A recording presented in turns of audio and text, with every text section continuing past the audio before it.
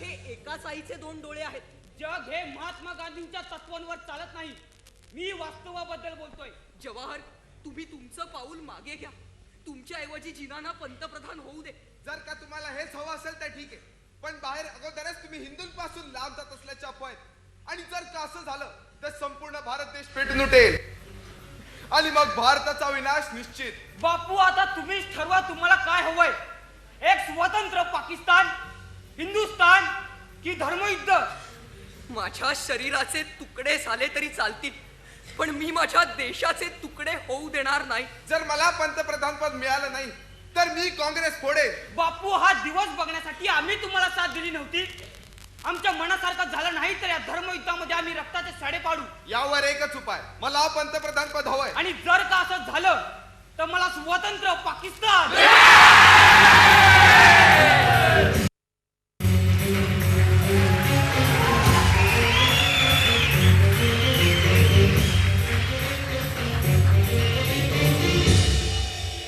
हे राम,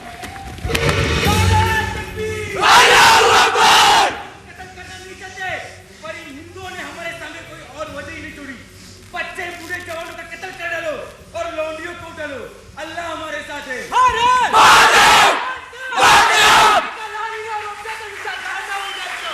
या मुसलमानांची जागा एक तर पाकिस्तान नाही तर कब्रस्तान. हे धर्मयुद्ध आहे, आता माघार नाही. वंदे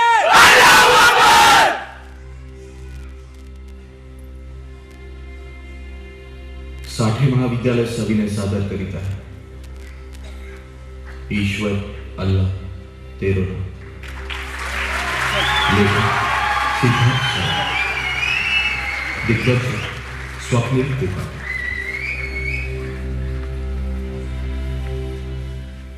या मलाही ठार मारा. तसही अजून किती दिवस हा प्राण जपणारे मी. जगण्याची उमेद जवळजवळ संपत चालली.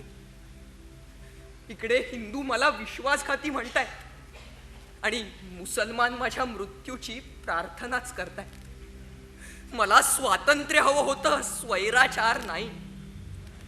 जोपर्यंत हा स्वैराचार थांबत नाही तोपर्यंत अन्नाचा एक दाणाही मी पोटात जाऊ देणार नाही.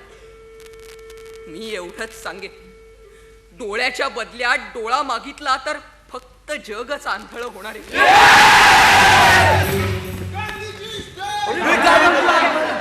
तुम्ही जे ऐकले ते खरे. बापूजींची तब्येत खालावली आणि त्याला कारणीभूत आहोत फक्त आपण आणि आपण करत असलेला वेडेपणा. आपण स्वतंत्र झालो तरी आपण आपल्या मुलांच्या मनात एकमेकांबद्दलचा द्वेष घालून त्यांना पुन्हा करत आहोत. अजून काही हत्या झाल्या तरी निष्पन्न नाही, फक्त आपल्या देशाचा विनाशच होईल. आपण हे सगळं थांबवून बापूजींना उपोषण सोडायला सांगू, कारण आपल्या देशाला एक महात्मा बनवायचा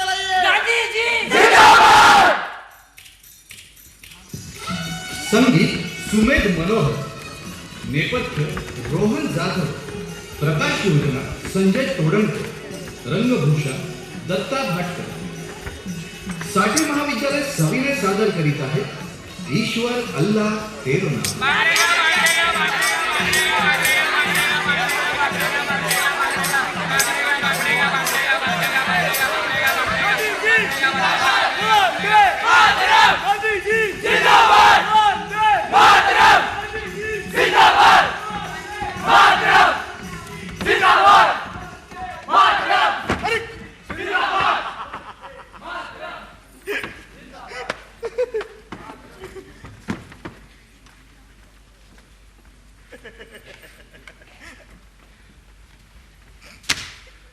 हे अहिंसावादी धक्का मारून जातात आणि मागे वळून सुद्धा बघत आणि म्हणे गांधीवादी.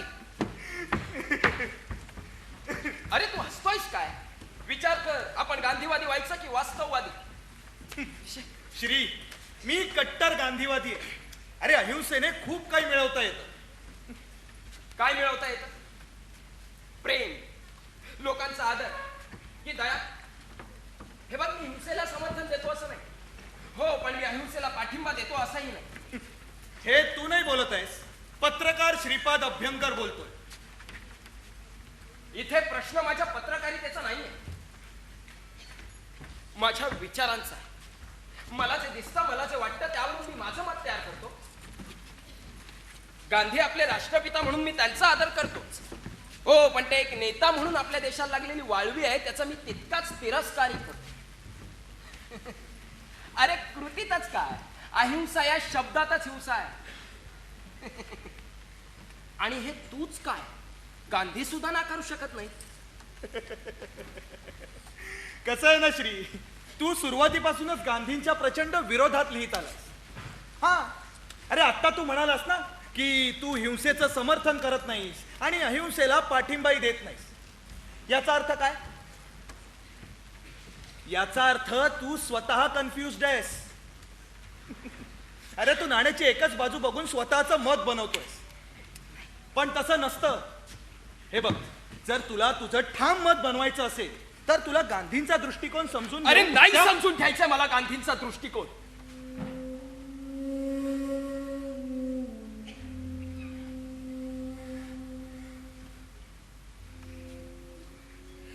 फाळणी अनावश्यक होती रघुनाथ. बापू फाळणी थांबवू शकले असते. म्हणजे तुला काय म्हणायचंय? बापूंनी काहीच प्रयत्न केले नाही? कदाचित नाहीच. अरे आपल्या देशाचे तुकडे झाले. आपल्याच घरात भीतीने कापत असलेले निरागस चेहरे, निर्वासितांमधील आय बहिणींवर झालेले बलात्कार, ही दंगल, चाळपोळ, रक्ताने माखलेले मुडदे, याला कोण जबाबदार आहे? ब्रिटिश का तो मोहम्मद अली जिना? नाही, फक्त एकच माणूस, बॅरिस्टर मोहनदास करमचंद गांधी. श्री, सध्या देशात अशी परिस्थिती आहे की काही लोक बापूंच्या विरोधात आहेत आणि काही बापूंच्या बाजूनेही. पण एक गोष्ट तितकीच खरी आहे Shri, we can not ignore Gandhi.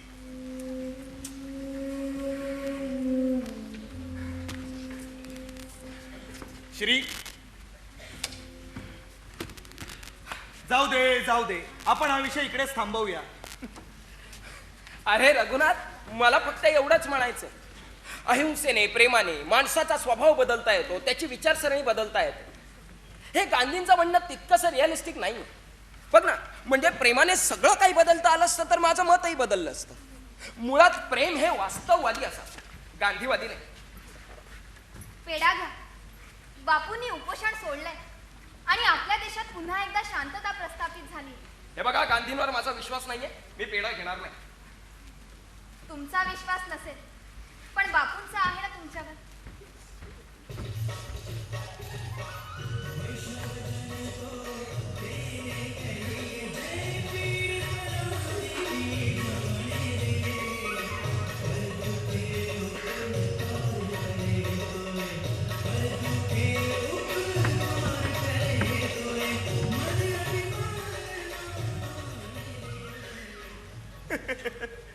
You cannot ignore Gandhi. Shri!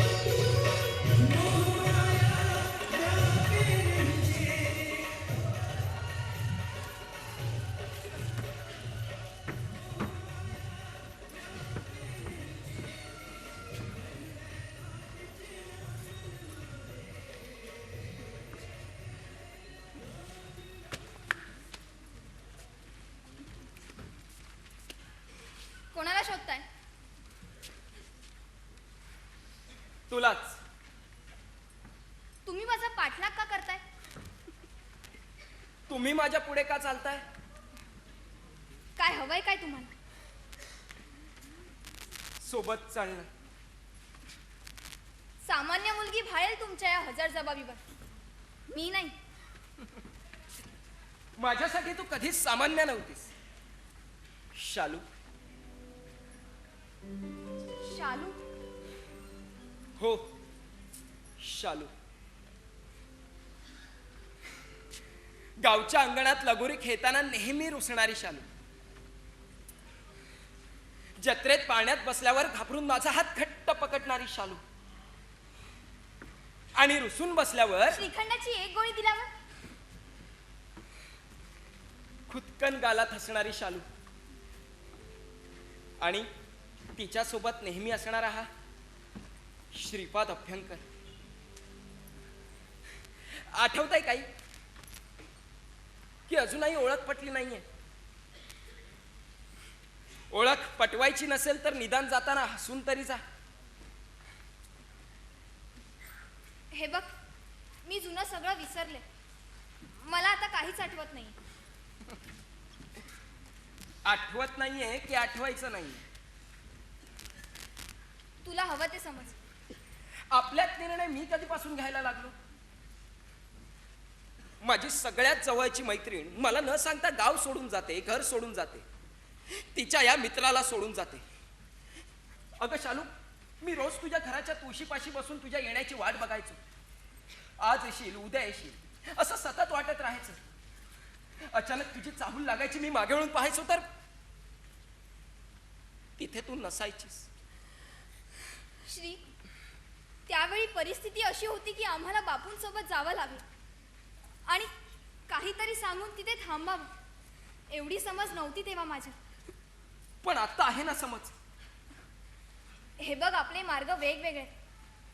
आपल्यात आता पहिल्यासारखी मैत्री नाही राहू शकत. मला निघायला हवं. बापूंच्या प्रार्थनेची वेळ झाली. तू मला आवडतेस शालिनी.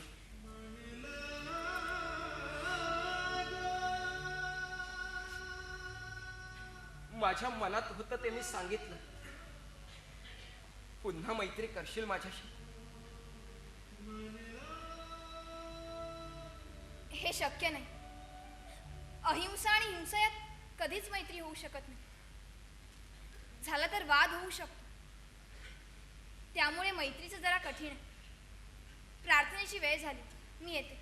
शालिनी, मी तुमच्या आश्रमात आलो तर, गांधींचा अनुयायी झालो तर करशील मैत्री माझ्याशी? तू हे सगळं बापूंसाठी करतोयस की माझ्याशी मैत्री करण्यासाठी? प्रेमासाठी.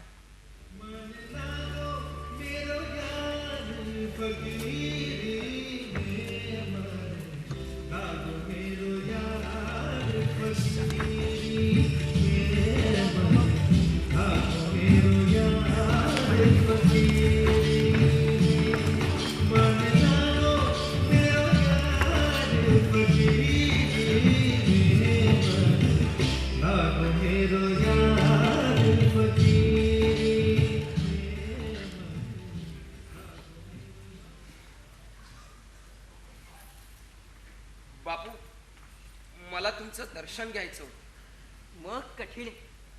परमेश्वराचं होतं ते दर्शन आणि सामान्य माणसाची होते ती भेट. तुम्ही भेटी करता आला असाल तर काही होऊ शकतं. कारण त्या परमेश्वराच्या दर्शनाची मी देखील आतुरतेने वाट बघतोय. नमस्कार बापू. भावना कृत्रिम असण्यापेक्षा त्या निर्मळ असल्या तर जास्त प्रभावी वाटतात. नाव काय तुमचं? श्रीपाद अभ्यंकर. श्रीपाद. पत्रकार श्रीपाद अभ्यंकर. लेख वाचलेत तुमचे? छान लिहिता. शब्दांची मांडणी आणि तुमचे विचार दोन्ही प्रभावी आहेत. बापू, मला जे वाटतं ते मी लिहितो. तसंच करा. व्यक्ती स्वातंत्र्य आहे आपल्या देशात. आपले विचार कोणाचे गुलाम नसावेत. पण शब्दांची जुळवाजुळव करणे अगोदर ठाम विचारांची सांगड घालणं जास्त महत्वाचं आहे, हे लक्षात असू दे. हो बापू, मला तुमची मुलाखत घ्यायची. नक्की घेऊया. तुमच्या लेखणीतून जर माझ्या विचारांना आकार मिळत असेल तर मला आनंदच होईल, पण आता नको. आता माझ्या प्रार्थनेची वेळ झाली. येताय का प्रार्थनेला? नाही म्हणजे माझी भेट घेतली. आता परमेश्वराचं नाव घेऊन त्याचं दर्शन होतं का ते बघूया. चला.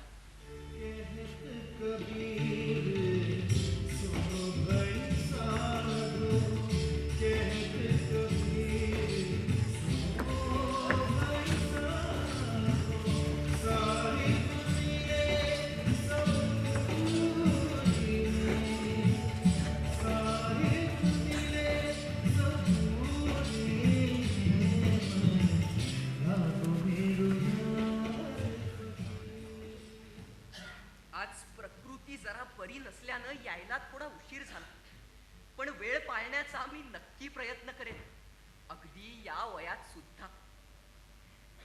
तुम्ही हा हिंसकपणा थांबवलात, बरं वाटलं. अहिंसा हा माणसाचा स्थायी भाव आहे. माझा इतर गोष्टींपेक्षा अहिंसेच्या तत्वावर जास्त विश्वास आहे. अहिंसे एवढंच जर कशावर प्रेम असेल तर ते सत्यावर. कारण अहिंसा हे साधन आहे तर सत्य हे साध्य. आणि आपण जर साधनांचीच काळजी घेतली तर आपण आपल्या साध्यापर्यंत पोचणार यात काही शंकाच नाही. माफ करा बापू, मी तुम्हाला अडवतो, पण अहिंसा हे मला भित्रटपणाचं लक्षण वाटतं. शस्त्र घेऊन एखाद्याच्या अंगावर धावून जाणारा आणि एखादा धावून आला तर निशस्त्रपणे त्याचा सामना करणारा, यांच्यापैकी तुमच्या मते भित्रा कोण? निशस्त्र अहिंसेची शक्ती कुठल्याही परिस्थितीत सशस्त्र हिंसेपेक्षा सर्वश्रेष्ठच राहील. मग बापू, सावरकर, भगतसिंग, राजगुरू सुखदेव यांनी जी क्रांती घडवली त्याचं काहीच मोल नाही. जो देशाकरता लढला त्याला आणि त्याच्या देशप्रेमाला मी कधीच नाकारत नाही. भगतसिंगने हिंसेचा मार्ग स्वीकारला, पण तो देशप्रेमातून. त्याच्या देशप्रेमापुढे आणि शौर्यापुढे हजारो वेळा नतमस्तक व्हायला मी तयार आहे. पण त्याचा मार्ग मात्र चुकीचा होता. हिंसेचा धर्म आपणच बनवल्यास आपलीच माणसं आपल्याच अन्यायाचे शिकार होती. भगतसिंग असो आपले दुसरे क्रांतिकारी, तुरुंगात होणाऱ्या अन्यायाविरुद्ध शेवटी अहिंसात्मक सत्याग्रह आणि उपोषणाचा मार्ग त्यांनी स्वीकारलाच ना. शहीद भगतसिंगने क्रांती घडवली ती तुरुंगात राहून निशस्त्र सत्याग्रहाने. त्यामुळे अहिंसा हे मला भित्रटपणाचं नाही, उलट धाडसी माणसाचं लक्षण वाटतं. मी एकटा पडेल किंवा मारला जाईल, पण जोपर्यंत माझ्यातला विश्वास जिवंत आहे तोपर्यंत मी मेल्यानंतरही माझा आवाज तुम्हाला ऐकू येईल. आणि यापेक्षा चांगली गोष्ट दुसरी काय असेल?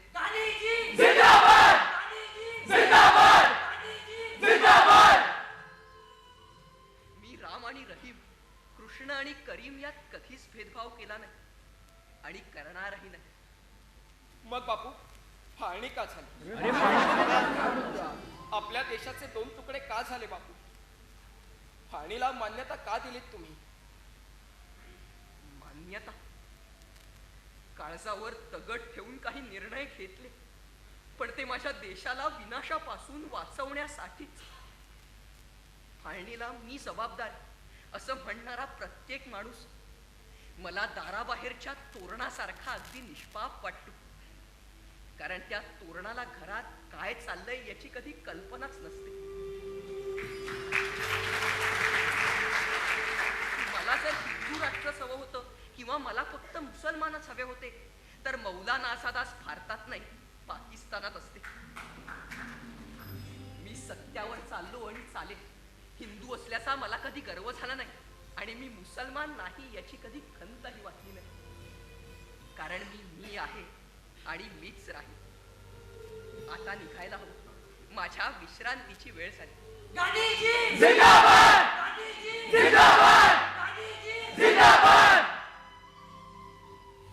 बापू, तुमचं म्हणणं, तुमचे विचार पटतायत मला, पण भूतकाळ विसरणं सहजासहजी शक्य नाही. जमेल, कारण भूतकाळ हा विसरण्यासाठीच असतो. वर्तमान जगण्यासाठी आणि भविष्य काळ हा रचण्यासाठी प्रयत्न कर. तुला नक्की जमेल. इतकं सोपं नाहीये ते. जुनं सगळं विसरून नव्याने उभा राहायला मी काही महात्मा नाही. ज्याच्या शरीरात आत्मा तो महात्मा. फक्त स्वतःमधल्या महात्म्याला तो केव्हा ओळखतो यावर आहे सगळं पुढचं.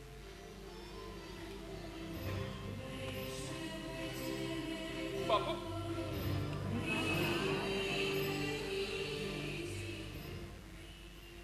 इतकी वर्ष तुम्हीच चुकीचे आहात असंच मानून चाललो होतो. पण मला कळत नाहीये मी आज का तुमच्या विचारांकडे चुकला जातो. It is easy to hate but love is more powerful.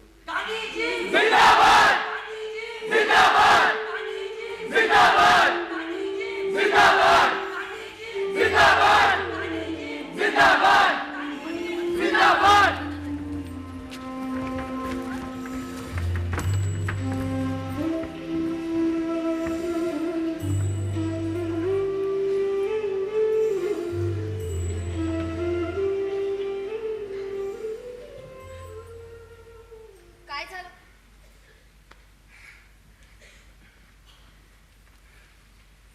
विचारांचं काहूर माजलंय डोकं.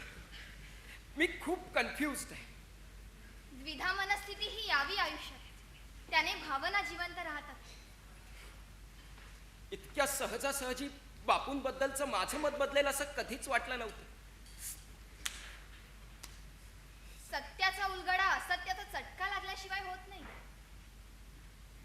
बापू म्हणतात हिंसा ही कुठल्याही परिस्थितीत वाईटच आणि अहिंसा ही स्वाभिमानाचा सोडून सगळ्या गोष्टींचा त्याग करायला शिकवते. तुझा स्वाभिमान जिवंत आहे म्हणून तू विचार करतोस. तेच तर कळत नाहीये ना. तुला त्या तिथे काय दिसतंय? म्हणजे आयुष्याच्या वाटेवर मागे वळून पाहताना काय दिसतंय? तुझी नजर कुठल्या गोष्टीवर खिळतेय? सांग ना. म्हणजे तुला तेच दिसतंय जे मला दिसतंय? दोन वेगवेगळे दृष्टिकोन असणाऱ्या व्यक्तींची नजर एका जागेवर खिळूच शकत नाही. माझं सोड. तू सांग तुला काय दिसते? आक्रोश. आजपर्यंत आयुष्याच्या प्रत्येक पावलावर मला फक्त आक्रोशच दिसलाय. जालियनवाला बागेत अचानक झालेल्या गोळीबारामुळे उडालेला प्रचंड आक्रोश. सायमन कमिशनच्या वेळेला ब्रिटिशांच्या लाट्या खाऊन लालाजींनी सोडलेला जीव. तात्याराव सावरकरांना ठोठावलेली 50 वर्षांची कालकोठडी. अवघ्या 23व्या वर्षी फासावर गेलेले शहीद भगतसिंग आणि त्यांचे सहकारी. फाळणीच्या दरम्यान मुसलमान आणि हिंदूंमध्ये झालेली कत्तल. माझ्या कित्येक काय बळींवर तुटून पडलेले नराधम. कोणीतरी सोडून गेलंय म्हणून केलेला आक्रोश. आईसाठी रडणारा लहान बाळाचा आक्रोश. बापासाठी रडणारा त्याच्या मुलीचा आक्रोश. शांतीसाठी भीक मागणारे हात. देवापुढे नाही तर माणसांपुढे जोडले गेलेले हात. मोडलेलं घर, रक्ताचा धारवा, सोडलेला जीव, पेटलेली चिता, जळणारा प्रत्येक लाकूड आणि उरलेली रक्त यातूनही मला फक्त आक्रोश दिसतो.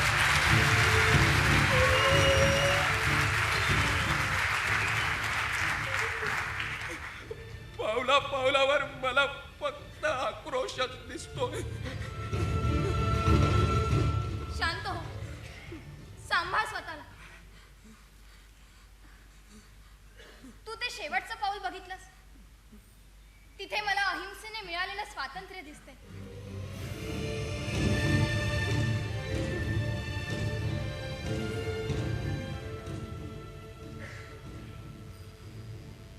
आता यापुढे तुला कुठलं दुसरं पाऊल दिसतं का बघ.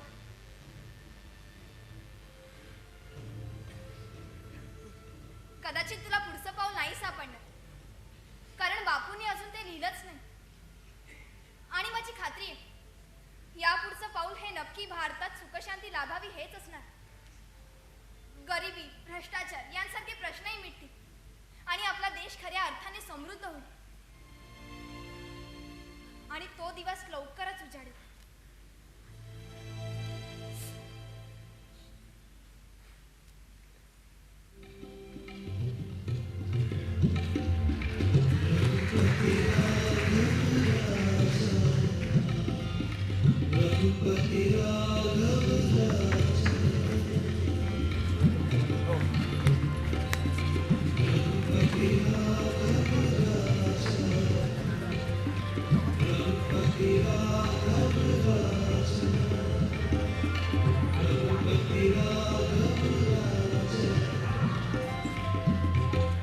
बापू, फाळणीमुळे आम्हाला आमचं घरदार सोडून इथे यावं लागलं. आता आमच्या डोक्यावर छप्पर नाही आणि आपलं म्हणावंसंही कुणीच नाहीये. आम्ही अनाथ झालोय बापू, आम्ही अनाथ झालोय. परमेश्वरानं आपल्याला पुन्हा एकदा उभं राहायची संधी दिली आहे. शून्याचा जन्म भारतातच झाला आणि आपणच शून्यातून उभं राहायला घाबरलो तर कसं चालेल? हा गरिबीचा प्रश्न जसा आपल्या देशात आहे तसाच तो पाकिस्तानातही असणार. माझ्या पाकिस्तानच्या पदयात्रेत त्यांनाही मी हेच सांगणार आहे की स्वतःलाच स्वतःसाठी उभं राहावं लागतं. त्यासाठी कोणी महात्मा जन्माला येणार नाही, आपल्यालाच महात्मा म्हणून उभं राहावं लागेल. आणि जोपर्यंत मी जिवंत आहे तोपर्यंत या देशात कोणीही अनाथ नाही. बापू,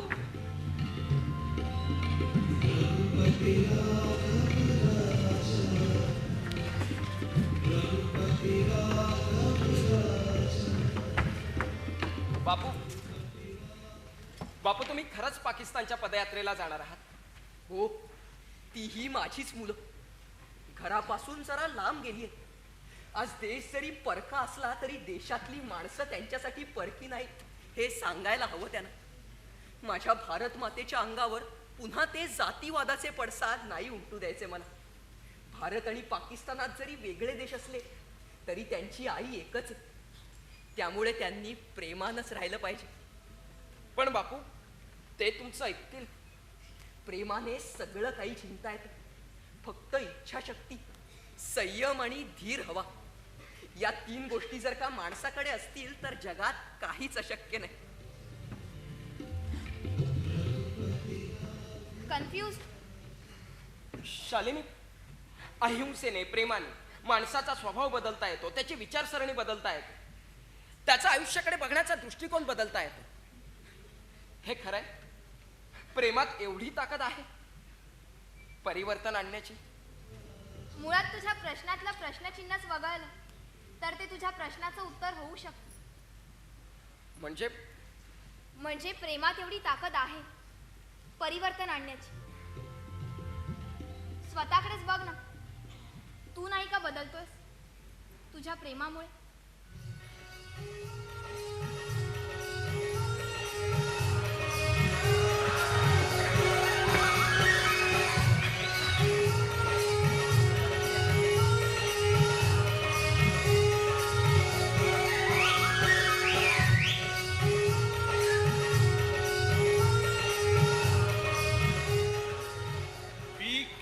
इग्नोर गांधी.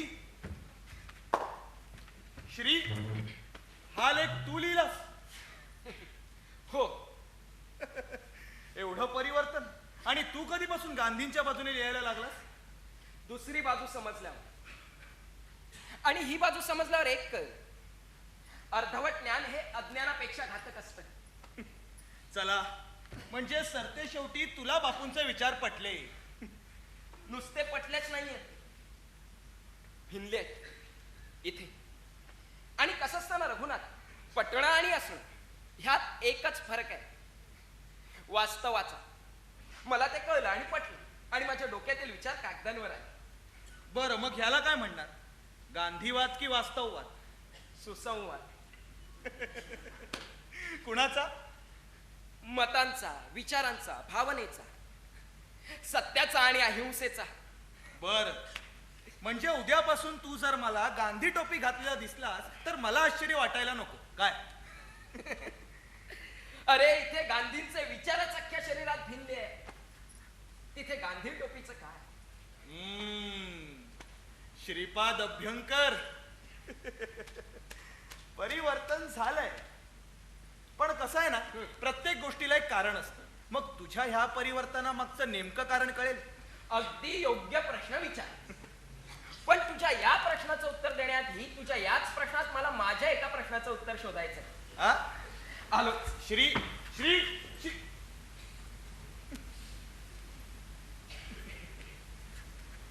अहिंसेने आणि प्रेमाने सगळं काही जिंकता येतं.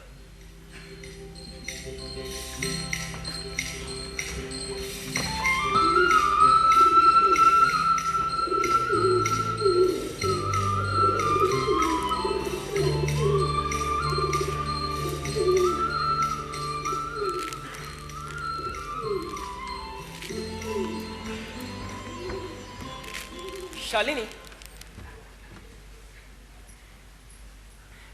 मला तुला काहीतरी विचारायचं. विचार. लग्न करशील माझ्याशी?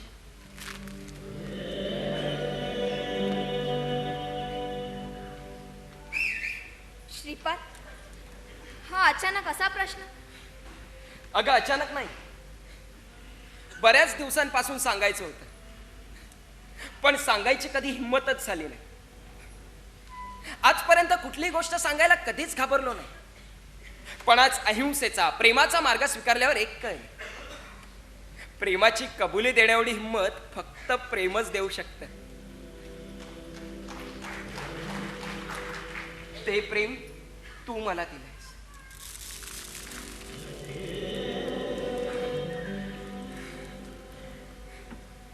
सत्य ओळखणं आणि त्याला स्वीकारण्यात खूप अंतर आहे श्रीपाद. अंतर हे नेहमी संपवण्यासाठीच असतं ना शालिनी? श्री, कुणासाठी झुरण्याची किंवा एखाद्यावर जीव लावण्याची ताकद नाहीये माझ्यात. मलाही असंच वाटायचं. मीही असाच विचार करायचो की कुणावर जीव न लावलेलाच बरा. कुणास ठाऊक त्याने कधी आपला जीव मागितला तर. पण मला आज कळलं, सगळ्या गोष्टी आपल्या हातात नसतात. माणसाचा ताबा मस्तकावर राहू शकतो, मनावर नाही ग. मी माझ्या प्रेमाला शब्दात मांडण्याचा खूप प्रयत्न केला, पण नाही जमलं. का ठाऊक आहे? कारण अक्षर फक्त 52 आहे आणि भावना अमर्याद.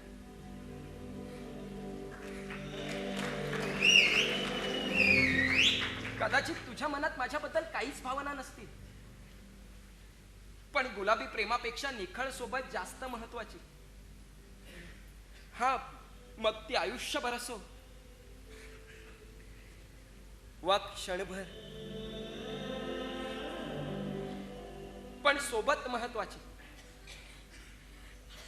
मला तुझी सोबत हवी आहे, तुझं प्रेम हवंय.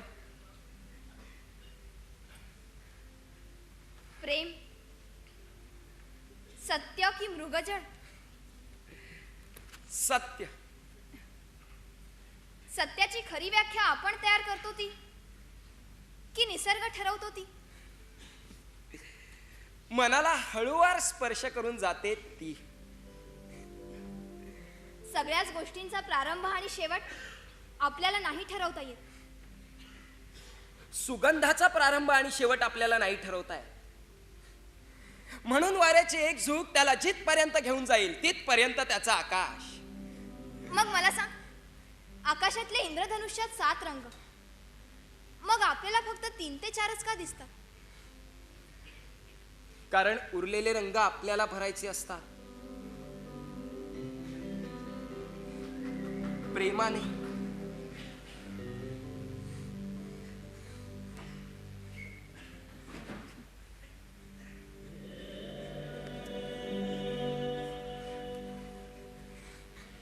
इंद्रधनुष्य, रंग, स्वप्न यांची सवय नाहीये मला, आणि तू लावूही नकोस. कारण माझं जग इतरांपेक्षा फार वेगळं आहे आणि काही प्रश्नांना उत्तरं नसतात श्रीपाद. चुकीचा विचार करतेस तू शालिनी. आधी उत्तर तयार होतं मग प्रश्न. पण मीच का? खूप कठीण असतं स्वतःला निर्भीडपणे आरशात सामोरं जाणं. तो आरसा तू मला दाखवलायस म्हणून तू. अगं मी बदललोय तुझ्यामुळे. मी बापूंना समजायला लागलो. मी एक गोष्ट नक्की सांगेन की जो बापूंच्या विचारांना ओळखत नाही ना त्यांनी बापूंवर कधीच भाष्य करू नये. कारण गांधींचं आकलन ही सर्वसामान्य माणसाची गोष्ट नाहीच आहे. मुळे माझंच घे ना. मी इथे तुझ्यासाठी आलेलो, बापूंसाठी नाही. हो, कारण तुझं प्रेम जिंकण्यासाठी बापूंशिवाय दुसरा पर्यायच नव्हता माझ्याकडे.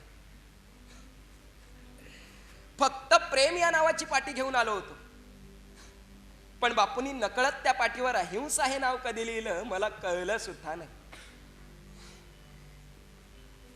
आता त्याच पाठीवर मला तुझं नाव कोरायचं. शक्य आहे ना ते? माहित नाही. अगं हे बघ, मला समजून घे. माझ्या आयुष्यातले लहानातले लहान निर्णय पण बापूंनी घेतले, आणि हा तर खूप मोठा निर्णय आहे. तो मी एकटी नाही घेऊ शकत. त्यामुळे जर बापूंनी मान्यता एक दिली तर- मिनिट, म्हणजे बापूंनी परवानगी दिली तरच तू माझ्याशी लग्न करणार? हो, का? कारण आयुष्यातले काही महत्त्वाचे निर्णय घेण्यासाठी एक महात्मा जन्माला यावाच लागतो. मला माहित नाही माझे आई वडील कोण आहेत. समज आली तेव्हा बापूंमध्येच दोघांचे चेहरे बघितले मी. पण आज मला आई वडील नसल्याचं दुःख नाही, उलट अभिमान आहे की मी बापूंची मुलगी आहे. म्हणून बापूंनी होकार दिला तरच. देशाचे प्रश्न सोडवता सोडवता बापूंना माझ्या प्रेमाचाही प्रश्न सोडवावा लागेल याची कधी कल्पनाही केली नव्हती. जर या प्रश्नाचं उत्तर बापूच देणार असतील तर आपण आत्ता नाही, आता नको. बापू आता विश्रांती घेतात. सायं प्रार्थनेसाठी बापू बाहेर पडते. हवं तर तेव्हा विचार. मी येते. शालिनी, माझ्या प्रश्नाचं उत्तर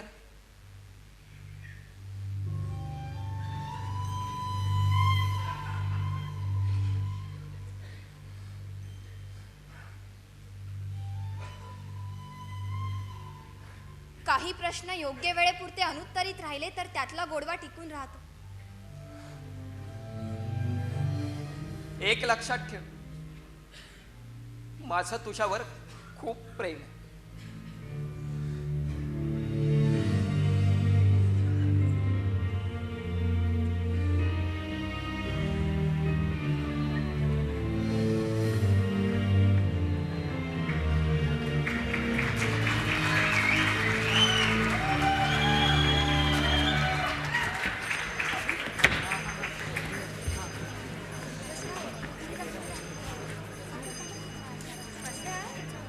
किती दिवसांनी भेटणार.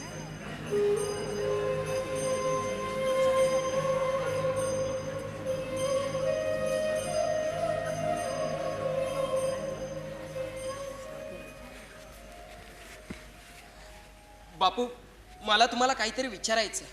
श्रीपाद अभ्यंकर, तुम्ही नेहमी घाईतच असता. पण बापू, माझं विचारणं फार महत्वाचं आहे. पण माझं आता प्रार्थनेला जाणं ही तितकंच महत्वाचं आहे. बापू, माझ्या प्रश्नाचं उत्तर फक्त तुम्ही आणि तुम्हीच देऊ शकता. अजून असे बरेचसे प्रश्न सोडवायचे बाकी आहेत. प्रार्थना झाली की निवांत बोलूया.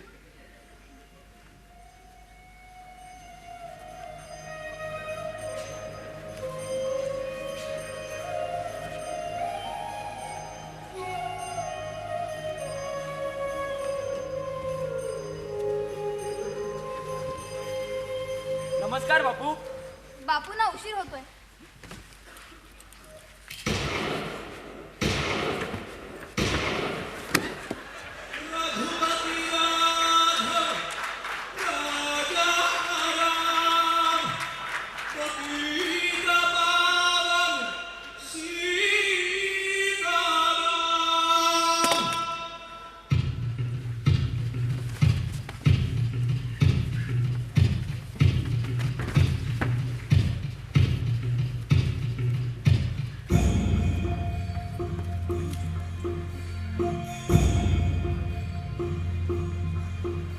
आदर्शांची स्वप्न पाहणारा एक महात्मा स्वप्नातच हरवला.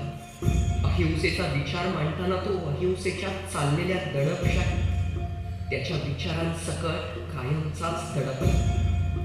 अशा अनेक गोष्टी, प्रसंग, घटना त्यावेळेला घडल्या, पण काळाच्या ओघात शेवटी त्याही सरल्या. उरले ते फक्त प्रश्न, कुणाच्या विचारांचा, कुणाच्या स्वप्नांचा, कुणाच्या निष्ठेचा, आणि त्या दोघांच्या प्रेमाचा. उरले ते फक्त प्रश्न, कायमचेच अनुत्तर.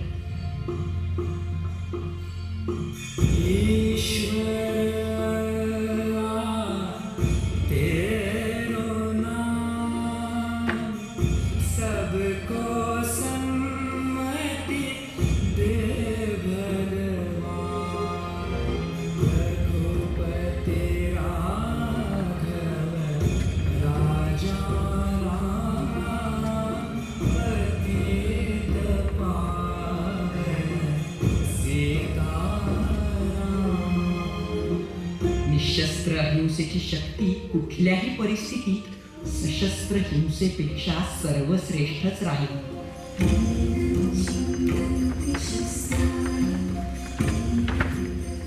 तू ते शेवटचं पाऊल बघितलंस?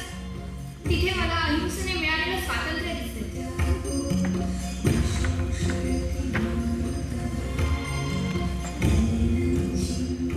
तू नाही का बदललास तुझ्या प्रेमामुळे?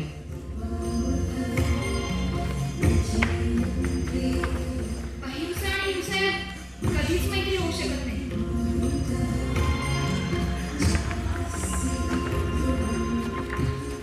अजून असे बरेचसे प्रश्न सोडवायचे बाकी आहेत.